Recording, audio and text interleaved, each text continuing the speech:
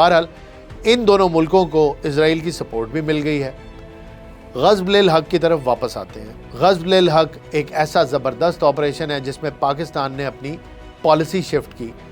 یہ آپریشن پاکستان کی changed policy, نئی پالیسی جو پاکستان نے اڈاپٹ کی، اس پالیسی کا انٹروڈکشن ہے۔ اس آپریشن کے تھرو پاکستان نے ڈکلیئر کر دیا that we will not tolerate any more nonsense.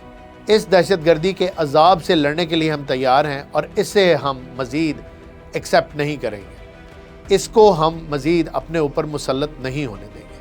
Afghan ہمارے بھائی ہیں، ہمارے ہمسائے ہیں، مسلمان ہیں، بے شک ان کے عوام ہمارے بھائی بھی ہیں، ہمارے ہمسائے بھی ہیں، مسلمان بھی ہیں، لیکن ان کی حکومت نہ مسلمان ہے، نہ ہمارے بھائی ہیں اور نہ ہمارے دوست ہیں۔ وہ دہشت گرد ہیں، ان کا کوئی مذہب نہیں ہے، ان کی کوئی اخلاقیات نہیں ہے اور وہ ہمارے دشمن ہیں۔ یہ ڈکلیئر کیا اس آپریشن کے تھرو پاکستان کی حکومت نے، اور یہ تھی وہ پالیسی شفٹ۔ اس آپریشن کے تھرو پاکستان نے ان ایریاز میں جو ویک ایریاز تھے جہاں سے افغانستان سے اٹیک ہوتا تھا، وہاں بفر زونز کریٹ کر لیے۔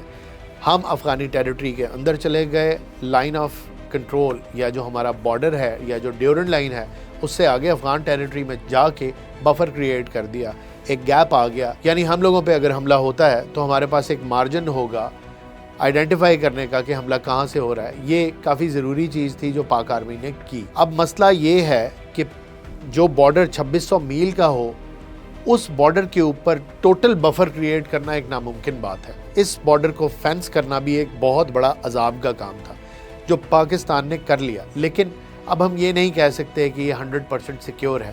ایسے بارڈرز کبھی بھی فول پروف سیکیورٹی کے ساتھ آپریٹ نہیں کر سکتے۔